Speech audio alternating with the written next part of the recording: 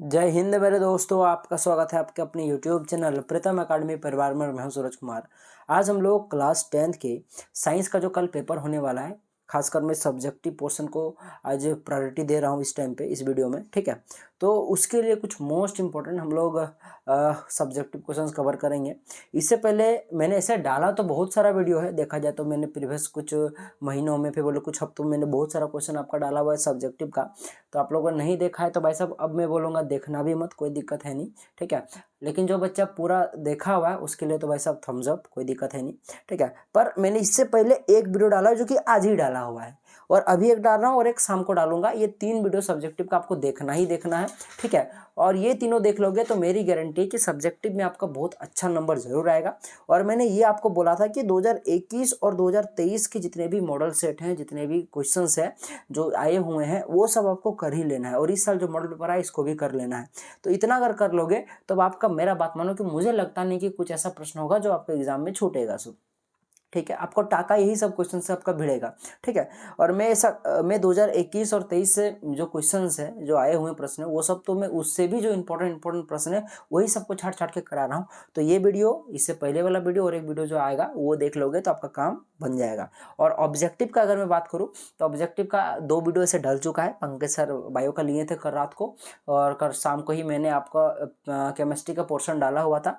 आज मैं आपको और एक सब ऑब्जेक्टिव का वीडियो दूंगा, बस उसको अगर आप लोग कर लोगे, मतलब इसके बाद और 2 वीडियो आएगा, एक ऑब्जेक्टिव का और एक सब्जेक्टिव का। ये दोनों कर लेते हो तो आपका साइंस का तैयारी खत्म हो जाएगा, मतलब 100% समझ लो कि तैयारी आपका फिनिश हो जाएगा, क्योंकि मैंने बहुत मेहनत लगाकर क्वेश्चन आपके लिए दिया हुआ है, ठीक है। और ऑब्जेक्टिव की मैं बात करूँ तो बेसिकली आज हम लोग मोस्ट ऑफ दी जो आपका फिजिक्स वाला पोर्शन है वो कवर करेंगे, ठीक है। और कुछ कुछ केमिस्ट्री और बायोलॉजी के कुछ और प्रश्न कवर करेंगे, बाकी आपका कंप्लीट हो जाएगा, ठीक है। तो चलिए स्टार्ट करते हैं। देखो, बेसिकली पहला जो प्रश्न आपके पास, कार्बन के अत्यधिक यौगिक के निर्माण का क्या कारण है बताओ। तो कार्बन जो इतना ज्यादा यौगिक बनाता है, इसका एक्चुअली रीजन क्या है। तो देखो, कार्बन इतना ज्यादा यौगिक बनाता है, इसका कारण है कि ये श्रृंखलन का गुण प्रदर्शित करता है। यानी कि कार्बन को कार्बन के साथ ही जोड़ने का एक वरदान प्राप्त है, यूं समझ लो, ठीक है। ये कार्बन कार्बन के साथ जोड़ सकता है और ये लाखों करोड़ों तक जोड़ते जा सकता है। यही जो गुण है ये क्या करता है, इसी कारण से कार्बन की विशाल संख्या, विशाल यौगिक इस पृथ्वी पर मौजूद है। और रीजन है कि इसकी चतुर्थ संयोजकता, इसकी संयोजकता 4 होने कारण, यानी कि अपने चारों तरफ ये 4 बंदों को लटका सकता है, बंदियों को भी लटका सकता है। ये चलो जोक सपाट, ठीक है। कार्बन के परमाणु आपस में एक दूसरे, देखा जाए तो दूसरे तत्व के परमाणु के साथ एकल बंध, द्विबंध और त्रिबंध से जुड़ते हैं। यह देखो, जनरली बहुत सारे ऐसे कंपाउंड है जो एकल बंध बनाता है या द्विबंध बनाता है या त्रिबंध बनाता है।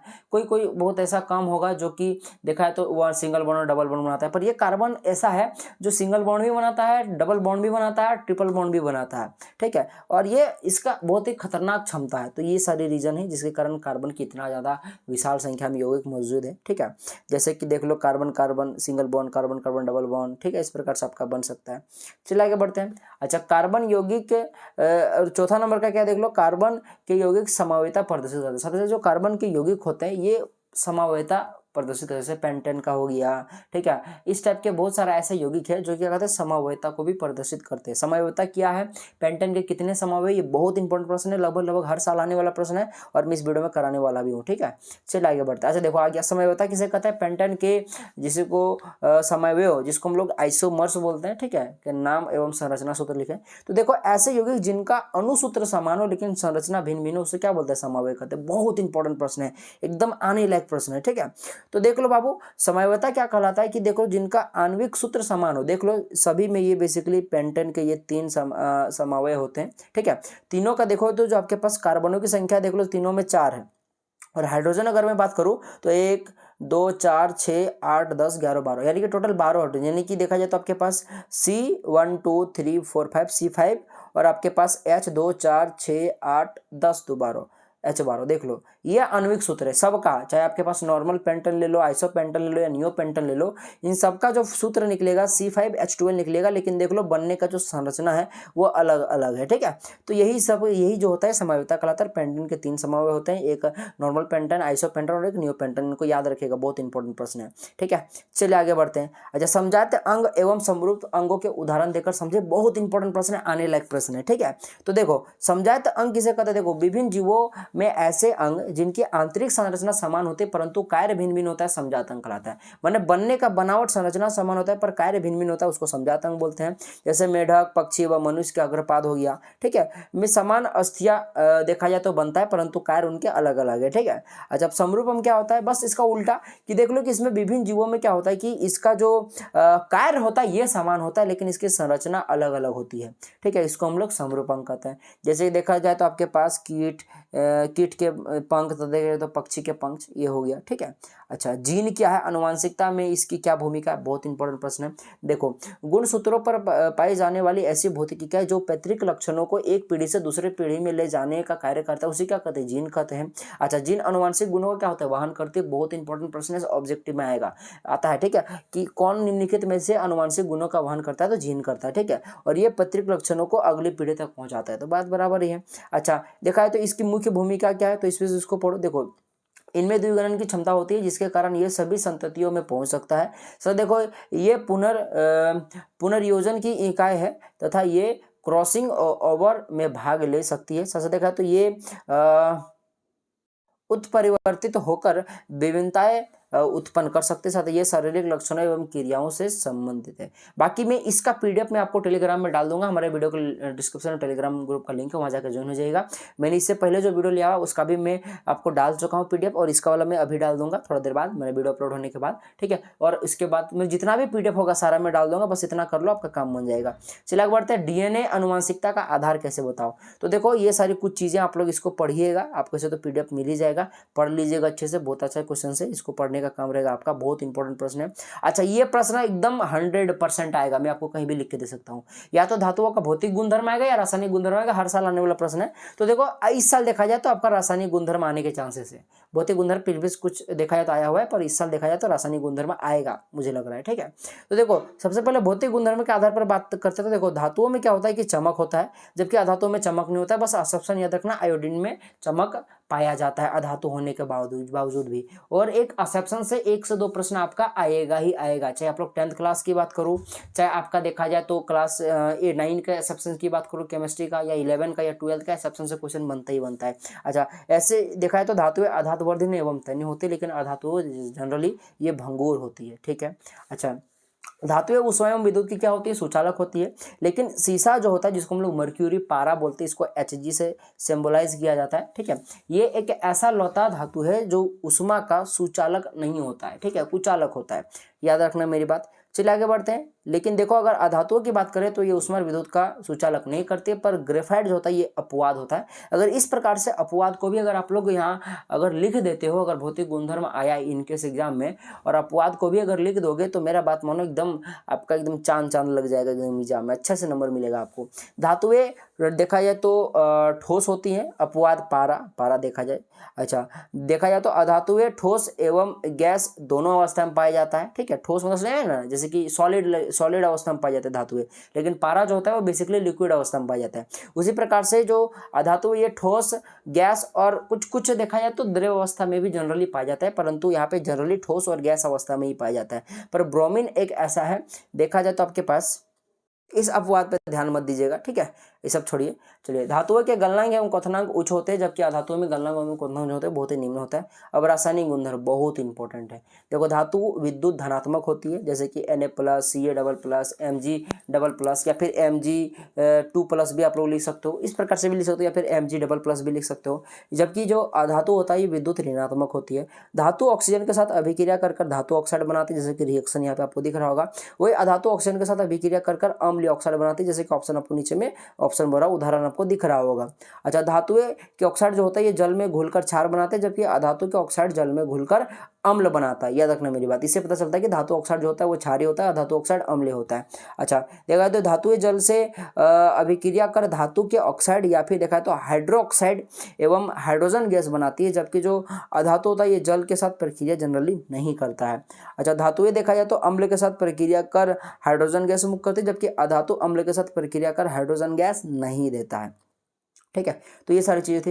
अच्छा, चुंबकीय क्षेत्र रेखा क्या है, बहुत इंपॉर्टेंट प्रश्न है। देखो चुंबकीय क्षेत्र रेखाएं, इसको आप लोग पढ़िएगा अच्छे से। चुंबक क्षेत्र रेखा वे पथ में जिन पर स्वतंत्र चुंबकीय ध्रुव उत्तरी ध्रुव पर गमन करता है। देखा जाए तो ये चुंबक क्षेत्र रेखा क्या होता है, किसी भी चुंबक में, जैसे कि नॉर्थ पोल है साउथ पोल है, तो उत्तरी ध्रुव से निकलकर ये दक्षिणी ध्रुव में जाता है और ये एक बंद लूप होता है। ठीक है, तो यही चुंबकीय क्षेत्र रेखा होता है। जो चीज़ें देख सकते हो, ये सब चीज़ों को पढ़िएगा, आपको चीज़ें अच्छे से समझ में आएगी। ठीक है। अच्छा, चुंबकीय क्षेत्र रेखाओं के मुख्य गुणों को लिखें।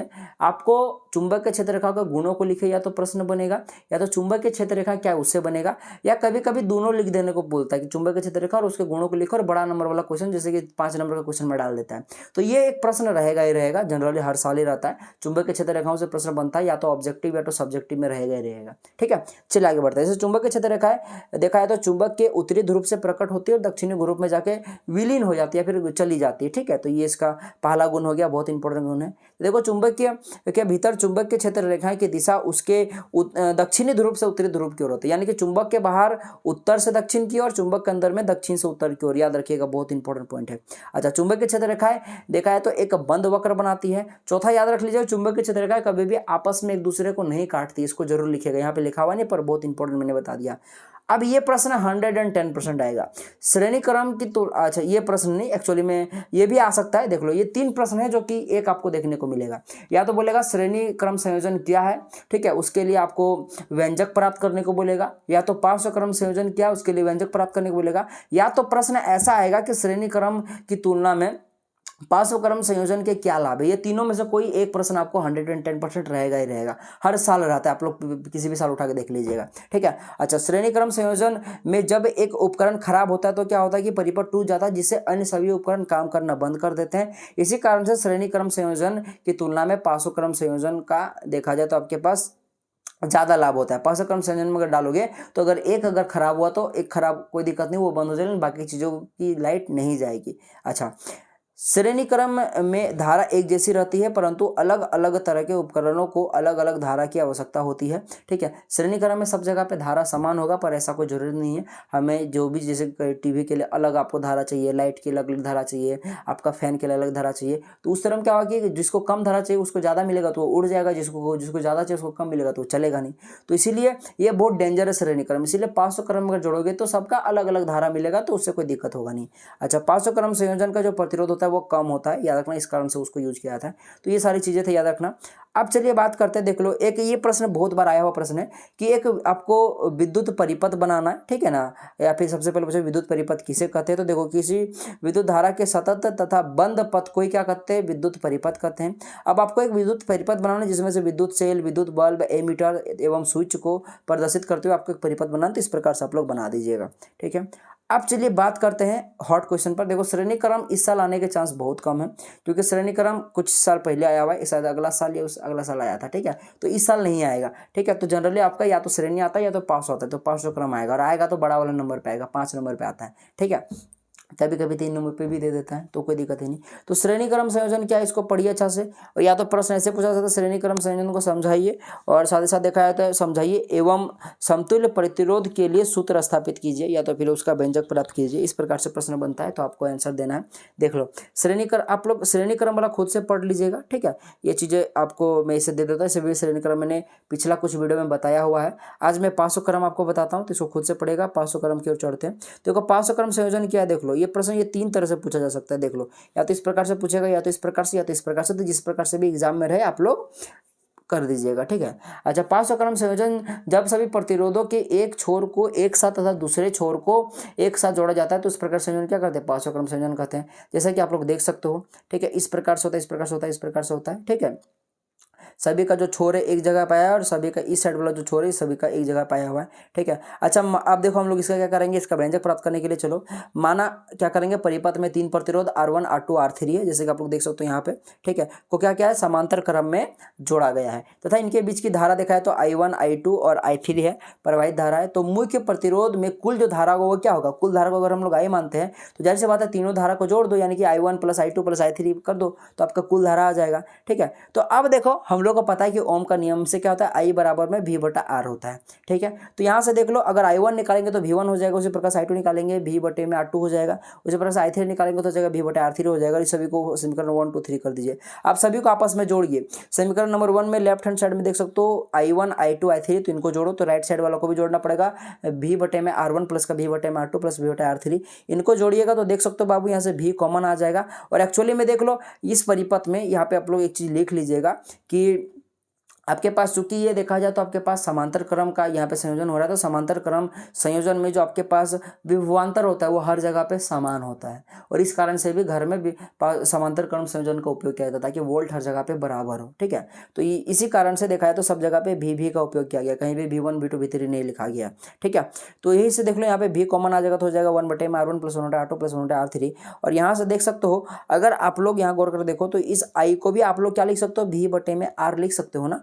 और यहाँ पे बचा आपके पास भी इंटू का 1 बटे में R1 प्लस 1 बटे R2 इस पर बचा, तो ये भी कट जाएगा, तो कुल मिलाकर आपके पास क्या बचेगा, देखो ये भी कट गया तो क्या बचा 1 बटे में R इक्वल टू 1 बटे R1 प्लस 1 बटे R2 प्लस 1 बटे R3, और अगर 4 रहेगा तो 1 बटे R4 हो जाएगा, 5 रहेगा तो 1 बटे R5 हो जाएगा, इस प्रकार से चलता चला जाएगा। ठीक है, तो ये था आपके पास पार्श्व क्रम संयोजन। श्रेणी क्रम संयोजन को भी थोड़ा सा देख लो, एक्चुअली सब कुछ सेम। इसमें क्या होता है कि एक प्रतिरोध को एक प्रतिरोध को जो दूसरा छोर होता है उससे दूसरे प्रतिरोध के पहले छोर से जोड़ा जाता है, और दूसरा प्रतिरोध का जो दूसरा छोर होता है उसको तीसरे प्रतिरोध के पहले छोर से जोड़ा जाता है। यानी कि एक तार में जब किसी प्रतिरोध को जोड़ा जाता है तो वो कौन सा देखा जाए वो संयोजन होता है, तो वो श्रेणी क्रम संयोजन होता है। इसमें क्या होता है कि धारा समान होता है, इसीलिए देखो यहाँ पे ओम का नियम V बराबर में आई आर का जो उपयोग किया गया, यहाँ पे आई सब जगह पे आई है, जबकि V का V1 V2 V3 और R1 R2 R3 है। ठीक है, क्योंकि यहाँ पे धारा और जो V होता है वो चेंज होता रहता है। यह प्रश्न भी बनता है कि श्रेणी क्रम संयोजन में क्या चीज संतुलित रहता है, फिर समान रहता है, तो धारा, और पार्श्व क्रम या समांतर क्रम में याद रखना विभवांतर। ठीक है, अब यहाँ से देखो सब जगह से देखा है तो समीकरण तीनों को अगर जोड़ दोगे तो V1 V2 V3 equal to हो जाएगा आपके पास R1 प्लस का R2 प्लस IR3। अब सब जगह से I अगर कॉमन निकालोगे तो क्या हो जाएगा, V बराबर में हो जाएगा I equal to R1 plus R2 plus R3 हो जाएगा। तो इस प्रकार से देखोगे तो आपके पास सीधा सीधी कुछ यहाँ पे ज़्यादा यहाँ आपको दिमाग लगाना है नहीं। ठीक है, यहाँ पे जो भी लिखा है इसको याद रखिएगा, ये जो भी लिखा है एक्चुअली ये तीनों का विभवांतर का जो कुल विभवांतर होगा उसको भी मान लिया है, यानी कि V बराबर क्या है V1 plus V2 plus V3 है। ठीक है, तो यहाँ पे भी लिखा गया V1 V2 V3 को। ठीक है, तो यहाँ पे V2 कंफ्यूज नहीं होना है। ठीक है, अब देखो वही चीज़ यहाँ पे लिखा, देखो यहाँ पे A और B के बीच के सिरे का, यानी कि यहाँ से यहाँ तक का A और B जो है आपके पास यहाँ पे A और B है, इसके बीच का विभवांतर देख लो V माना गया, धारा I है, तो ओम के नियम से V बराबर में IR। तो अब देख लो यहाँ पे जो V था इसके जगह पे हम लोग लिख सकते हैं IR। अब आई कट जाएगा तो क्या हो जाएगा R equal to R1 plus R2 plus R3 plus R4 R5, जितना रहेगा उतना ही बढ़ता चला जाएगा। तो ये हो गया आपके पास श्रेणी क्रम संयोजन का प्रतिरोध।